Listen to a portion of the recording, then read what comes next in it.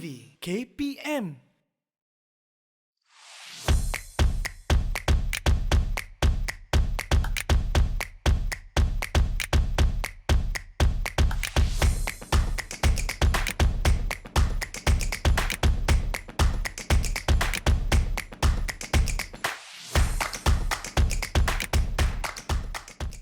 Hai, Assalamualaikum warahmatullahi wabarakatuh dan salam sejahtera diucapkan kepada seluruh penonton Didik TV KPM. Anda bersama saya, Aiman Sufian Azman, pada hari ini dalam slot Bina Upaya Guru. Baik, para penonton sekalian, apa khabar semua? Harap semua dalam keadaan sihat-sihat, sejahtera, tenang-tenang duduk di rumah. Dan pada hari ini kita bawakan kepada anda seorang tetamu istimewa, iaitu kita bawakan kepada anda Dr. Siti Iliana Muhammad Yusof. Apa khabar, Doktor? Alhamdulillah, sihat, Man. Ya. Alhamdulillah. Terima kasih, Doktor, kerana bersama dengan kita pada hari ini.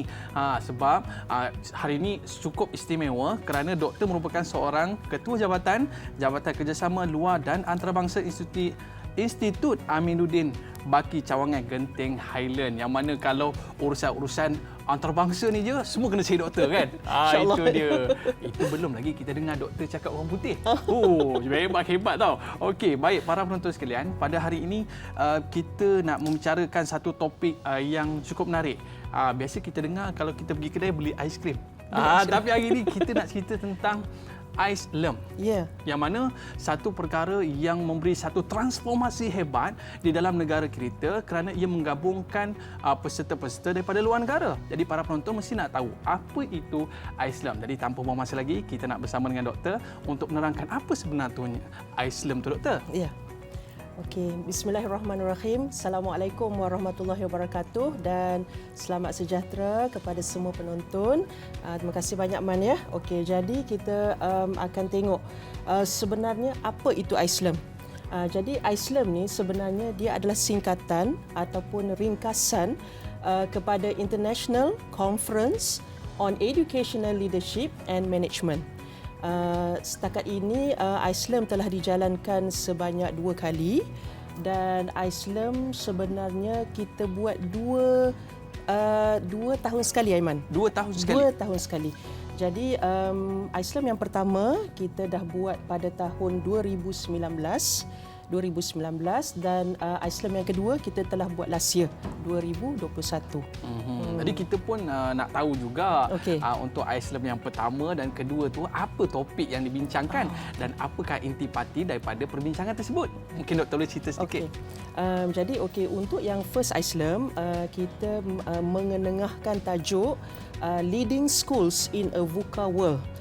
Maksudnya VUCA ni dia V tu volatility, U tu adalah uncertainty, C adalah complexity, and the last one ambiguity. A itu for ambiguity. Jadi dalam tajuk tersebut kita banyak membincangkan bagaimana pemimpin sekolah, pendidik sekolah untuk menguruskan, untuk mengendalikan sekolah ataupun institusi dalam keadaan yang kita tidak pernah predik, kita tak pernah tahu pun keadaan itu akan berlaku. Itu untuk first Ais Lem. Untuk second Ais Lem, kita mengenengahkan tajuk Resilient Leadership in the New Normal of Education. Resilient ni dia bermaksud ketahanan, Man. Jadi kita nak tengok macam mana pemimpin, macam mana pendidik sekolah dia bertahan sebagai pemimpin untuk dia biasakan diri dalam new normal of education. Itu untuk tajuk Ais Lem yang kedua. Okey, itu sebenarnya. Maknanya, doktor, siapa sebenarnya yang terlibat dalam Ais Lem yang pertama dan kedua ni? Adakah guru-guru saja ataupun pentadbir sekali? Okey. Kalau kita tengok balik, sebenarnya Institut Aminuddin Baki, Man, kita melatih guru-guru penolong kanan yang bakal dilantik menjadi guru besar dan pengetua. Tapi untuk Ais Lem, kita telah membuka ruang dan peluang yang lebih luas dan kita menjemput semua pemimpin pendidikan, semua pendidik dari dalam dan luar negara untuk join kita untuk Ais Lem. Jadi kita memang invite everyone untuk join kita. Tidak kiralah you pengetua sekolah ke, you guru besar ke, you pensyarah universiti, kita invite semua, Aiman. Luar negara pun ada? Doktor boleh cerita sikit tak? Okey. Kita telah menerima peserta dari China, kita ada juga daripada Arab Saudi, tapi peserta-peserta ini sebenarnya telah melanjutkan pengajian di universiti tempatan. Jadi pada masa yang sama mereka telah mengambil peluang untuk membuat pembentangan dalam Islam yang telah kita jalankan sebelum ini. Itu mesti diorang pun dah pernah makan nasi lemak tu kan? Ya. Okey, baik doktor. Ya. Mungkin ini satu garapan yang cukup hebat bila mana membina leadership pada penolong-penolong kanan ataupun bakal guru besar yang mana bakal mengendalikan sekolah-sekolah yang mempunyai ratusan murid, ratusan pekerja dan mungkin ribuan orang murid yang bakal dikendalikan. Dan pastinya bila pemimpin yang hebat melahirkan murid-murid yang hebat. Baik, kita nak tahu juga yang pertama kita dah berjaya. Yang kedua dah berjaya. Dan kita nak tahu yang ketiga ni bila nak buat ni doktor? Dan siapakah sebenarnya sasaran untuk Islam yang ketiga ini? Yang ketiga. Okey, Man ya. Untuk yang ketiga kita telah merancang kita akan jalankan Islam ni Third Islam 2023 pada 3 hingga 5 Oktober 2023. Itu tarikh yang kita telah rancangkanlah. Dan sasaran kita sama seperti First Islam, Second Islam kita akan membuka peluang kepada seluruh pemimpin sekolah dalam negara dan luar negara. Tapi tidak semestinya sekolah per se lah. Maksudnya kita membuka kepada semua pendidik dalam dan luar negara. Tak kiralah kalau pendidik itu di universiti, di sekolah menengah, boleh juga, tak ada masalah Man. Kita memang kita nak buka kepada semua orang yang pendidik untuk join kita punya conference. Itu memang cukup menarik. Ada tak mungkin sedikit cerita daripada doktor tentang kesan daripada program ini? Ada tak mungkin kesan yang betul-betul positif yang memberi inspirasi kepada kita semua? Okey. Sebenarnya bila ada peserta yang join kita, dia akan dapat banyak amalan-amalan terbaik yang kita telah kongsikan, Man. Maksudnya untuk sekolah dalam negara, terutamanya kalau dia daripada overseas, so dia tahu sekolah rendah dalam negara ni macam mana lebih kurangnya. So dia akan macam boleh balik, tengok dan boleh buat di negara dia, boleh apply di negara dia. Itu antara kesan baik yang telah dia dapat daripada Islam, insya-Allah. Jadi maknanya penambahbaikan ataupun penaik tarafan daripada sudut pendidikan itu dapat dilaksanakan dengan jitunya bila mana digandingkan di antara pendidik luar dan pendidik dalam. Betul doktor ya? Betul. Baik, doktor, kita nak berehat seketika. Para penonton, jangan ke mana-mana, kembali selepas ini. Bina Upaya Guru.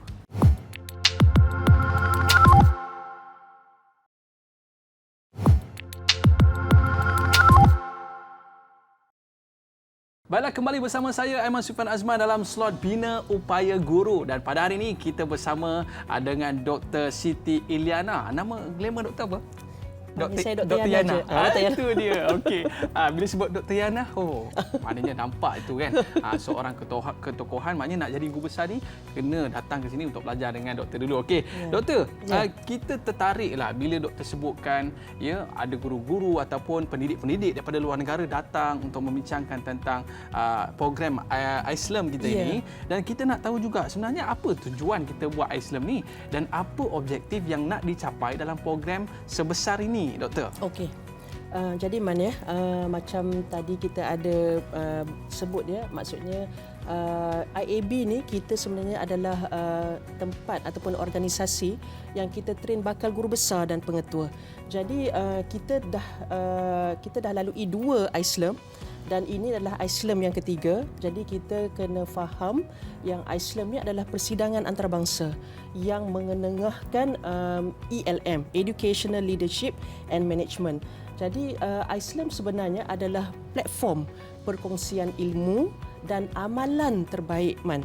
Pemimpin sekolah yang buat kajian, yang buat research papers, ini adalah platform yang untuk mereka bentangkan, mereka share dengan kita apa yang telah mereka dapat, apa yang telah mereka lalui sepanjang research yang mereka buat. So dia bentang untuk kita dapat dapatan tersebut.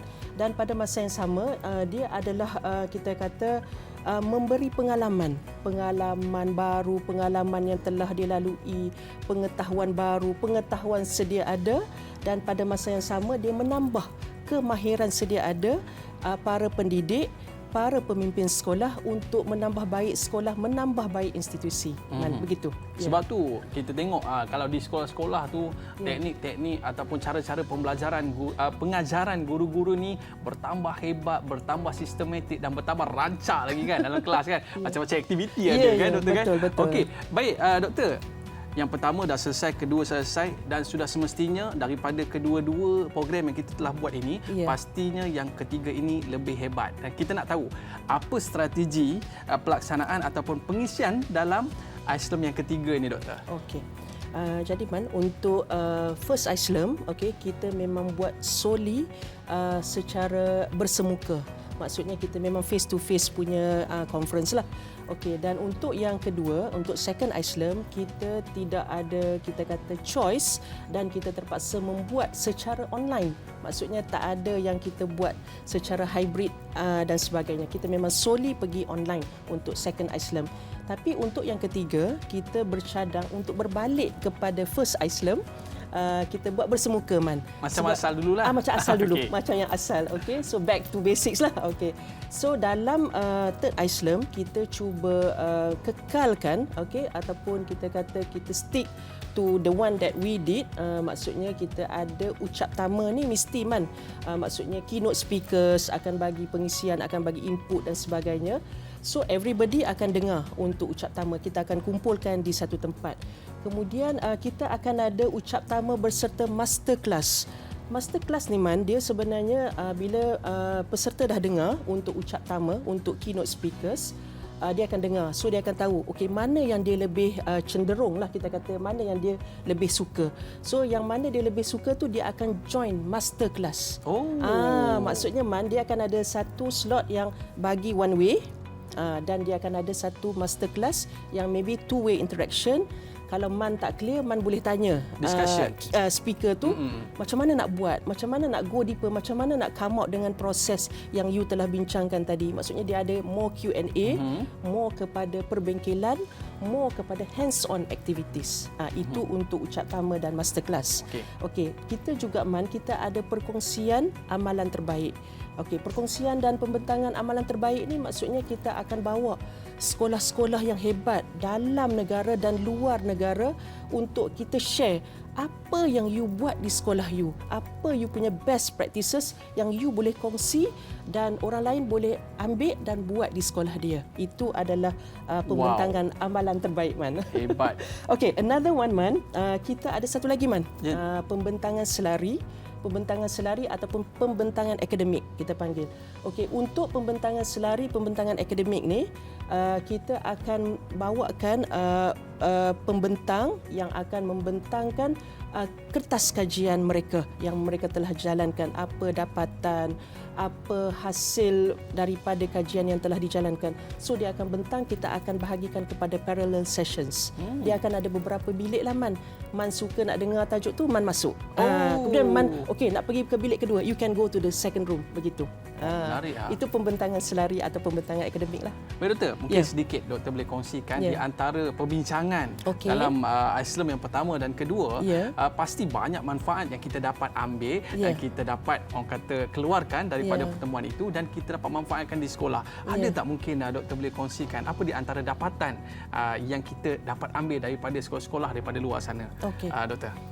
Jadi untuk first ISLAM, untuk second ISLAM kita macam first ISLAM ni kita sebab kita tak tahu lagi yang kita akan menghadapi COVID. Betul lah. Jadi kita tidak tahu macam mana sebenarnya kita nak melalui zaman pandemik COVID, endemik dan sebagainya. Jadi kita maksudnya bila kita dah buat first ISLAM ni, kita dah ready kan macam you buat macam ni, you buat macam ni, you buat macam ni kan. Tapi untuk second ISLAM kita macam boleh nampak para pemimpin ni dia dah boleh lalui Dia kata saya bertahan, saya boleh survive, saya boleh buat tambah baik pada sekolah walaupun dalam keadaan yang tak boleh bersemuka tapi saya boleh buat online. Jadi banyaklah online punya kita kata cara mengajar tu diketengahkan masa Second Islam. Jadi banyaklah yang boleh belajar buat online dan sebagainya. Itulah terhasilnya PDPR apa semua tu daripada orang kata brainstorming ataupun pemikiran-pemikiran ini dan akhirnya dapat belajar secara online. Maksudnya kita ada metod yang khas untuk kalau online nak buat macam mana baiknya. Paling berkesan bagaimana Man. Kita boleh dapat benda tu. Maknanya telah dibincangkan. Jadi jangan bimbang. Guru-guru kita dah buat yang terbaik dah untuk memastikan anak-anak murid kita dapat belajar dengan cemerlang. Baik, kita berehat seketika Doktor. Para penonton, jangan ke mana-mana. Kembali selepas ini, Bina Upaya Guru.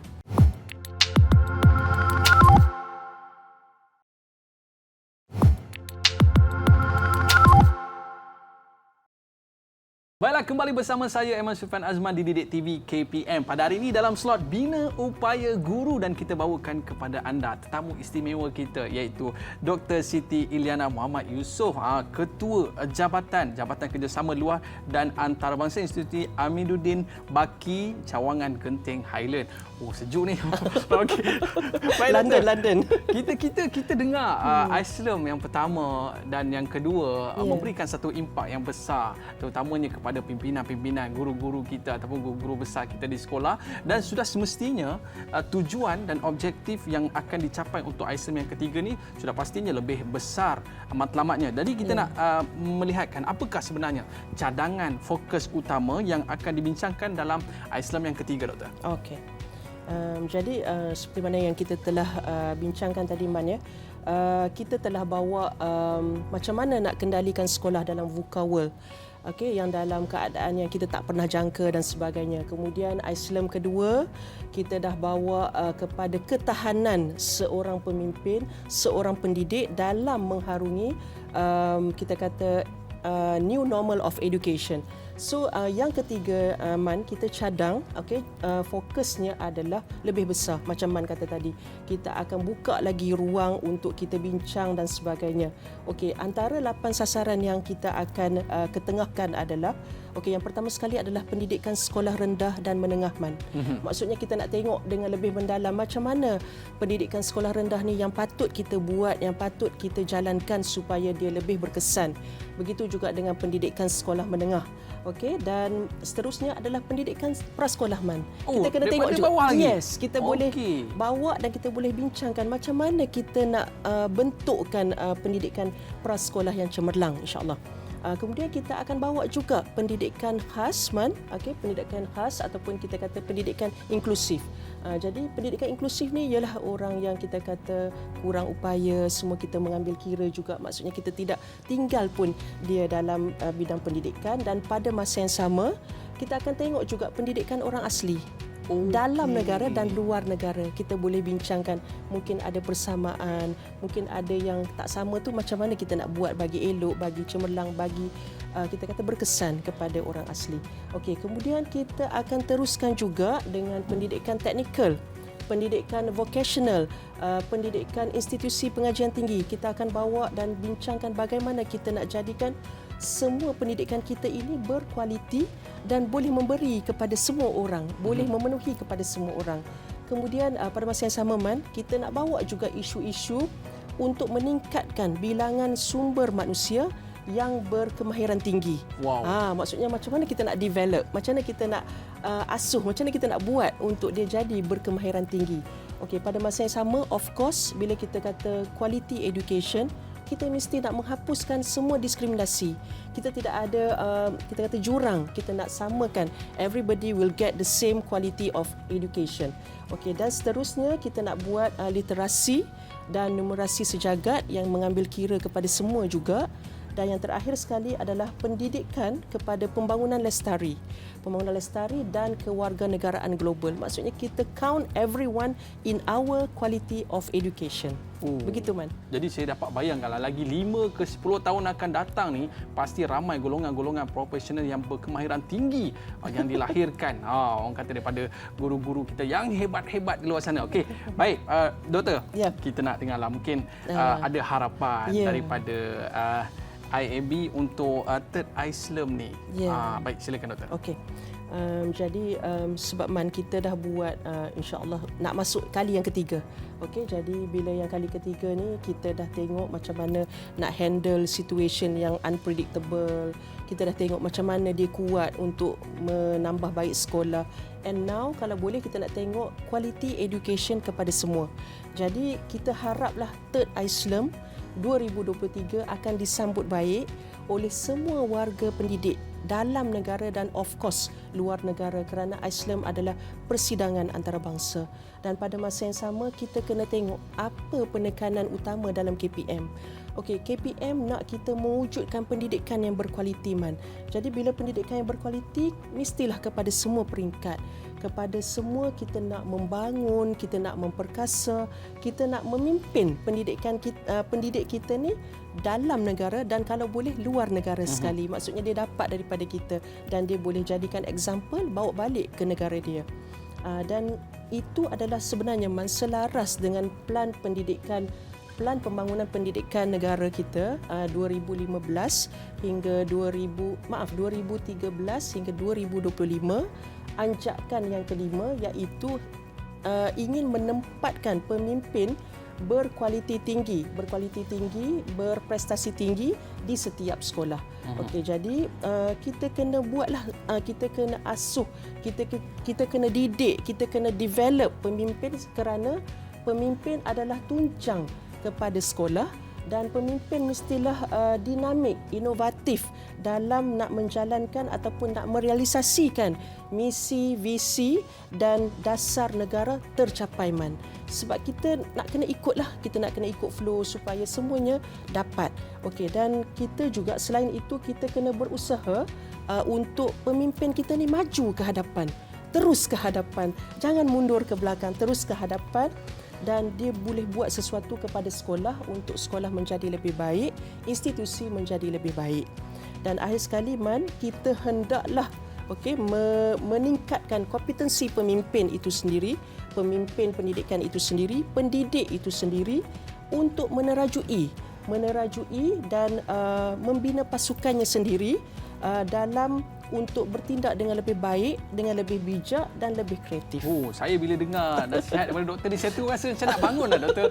Rasa nak sama-sama kita nak meningkatkan martabat pendidikan Malaysia kita ke peringkat yang lebih tinggi, peringkat antarabangsa. Kita nak ucapkan terima kasih kepada doktor di atas nasihat yang diberikan, yang mana doktor sebut tadi bahawa pemimpin adalah tunjang kepada kejayaan sesebuah sekolah dan sebuah institusi pendidikan. Baik, saya ucap terima kasih kepada Dr. Siti Eliana Muhammad Yusof, Ketua Jabatan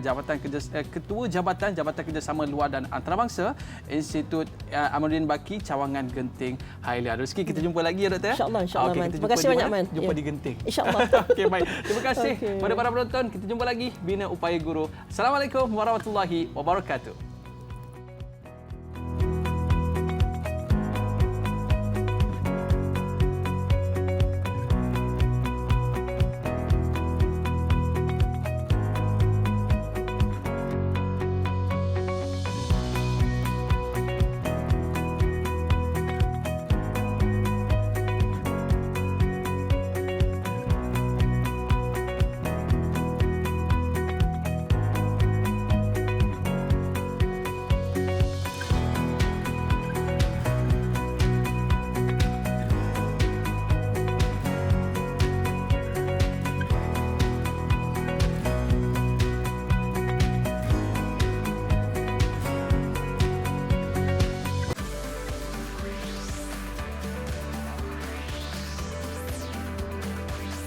Didik TV KPM